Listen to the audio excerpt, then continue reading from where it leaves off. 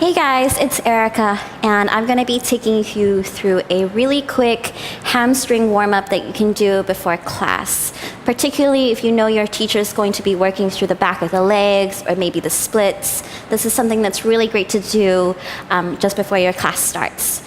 So go ahead and you will take your 2 blocks and a strap just in case, and we're going to start lying on our backs.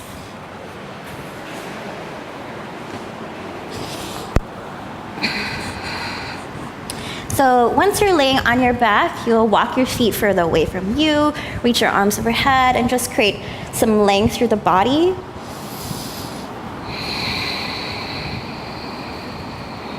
Good. And then bend both knees into your chest and squeeze your thighs into your torso.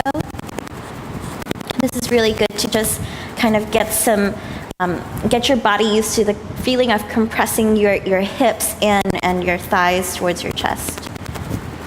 And also creating some length through the back body. And then with your knees together, do a little twist so that your knees go to one side.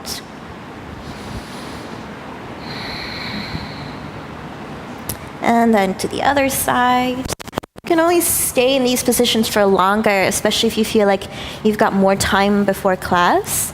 I'm just going to be running through these poses kind of quickly just as a little demonstration for you.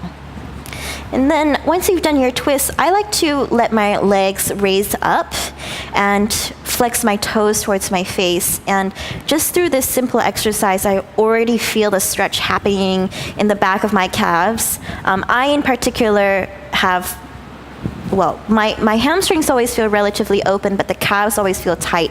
So I like to work on this area quite a lot.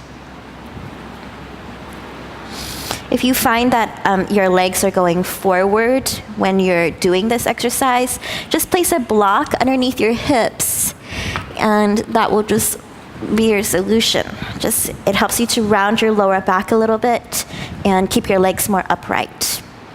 So if that's something you need to do, then always modify, and never be afraid to modify, or never be ashamed to.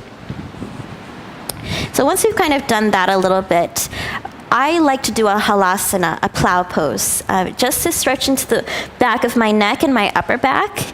So if that's available to you in your practice, go ahead and come into your plow pose. And it doesn't have to be anything too deep, nothing too crazy. But I just find that to get my forward fold feeling flat, I need to stretch my back muscles. And my neck and my upper back in particular always feel really tight. I'm that type of person who loves to hunch over and loves to slouch. So I'm sure it's due to quite a lot of that, but stretching it out in plow pose or in Halasana is super, super helpful. If it's available to you to interlace your fingers, that just takes it to the next level. And another little thing I like to do is, if my feet are on the floor and they're secured there, I keep my knees together and bend my knees to my forehead. It's kind of like you're doing an upside down rabbit pose. And that just helps me to round into the back of my neck more and more.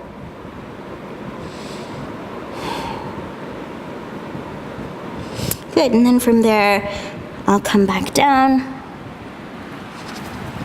and just let my feet be on the floor, let my chest open, just kind of a little recover from that plow pose, which often at times might make you feel really claustrophobic. It's good to open up the chest just after that.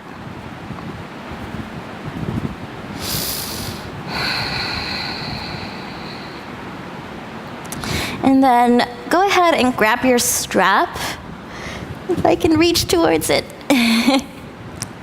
If you may not need a strap, but it's just kind of good to keep it in place, or keep it there if you need it. And you can have the left leg either straight or bent. I'm gonna have it bent, and you raise your right leg up to the ceiling. So again, you might be able to just go ahead and grab your foot. If that's not the case, you take your strap and lasso your foot. And I place the strap more to the ball of my foot, And I'll use my arms to help me flex the toes more towards me as I push my right knee away. So the toes towards me and my right knee away.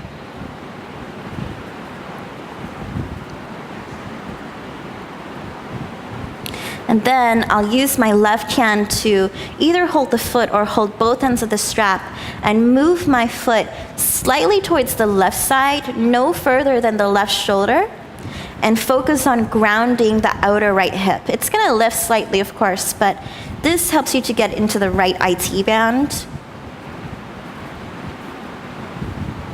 It's one of those love-hate relationship stretches. And then, of course, the other side.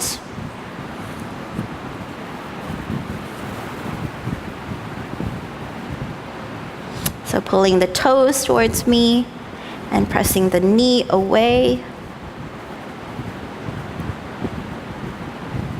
And letting both hands hold the ends of the strap. Move the foot over towards the right, no further than the shoulder. Stretch into the left IT band. Still keeping that left knee pushed away.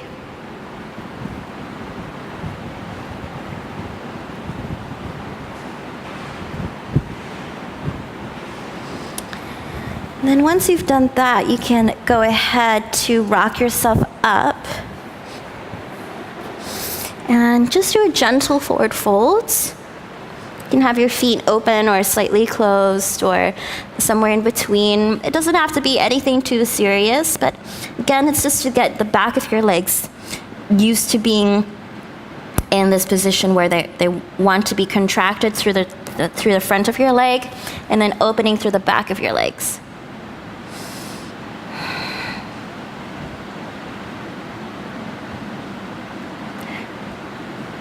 And then at this point, if I still have time, I'll do an extra calf stretch. So I'll take 2 of the blocks, and you set up your block kind of like a step. So you have the bottom block to on the lowest height facing in landscape. So meaning like this is landscape and this is portrait. So landscape, and I take the other block, put it up like that, hold the top of the block, place the ball of my foot on the edge of the block, keeping my heels on the floor, and do the same thing with the other foot, keeping my big toes together. And I lift up all 10 toes. And this will really help you to get into the back of your calves, back of your knees, all the way down to the base of your ankles. And of course, if you don't feel anything at this stage, then you can just reduce the height of the block that is on top.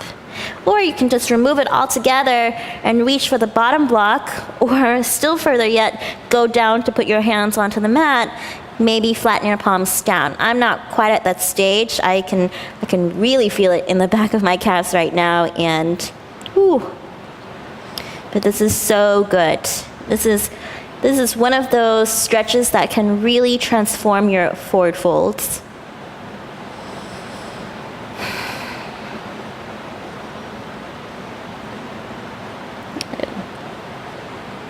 And at this stage, once I kind of feel like I'm good, I know my calves are at this point where they're feeling somewhat open, somewhat warmed up, and I still have time, I'll just stay in a rag doll until my teacher comes back into the class and we're ready to begin.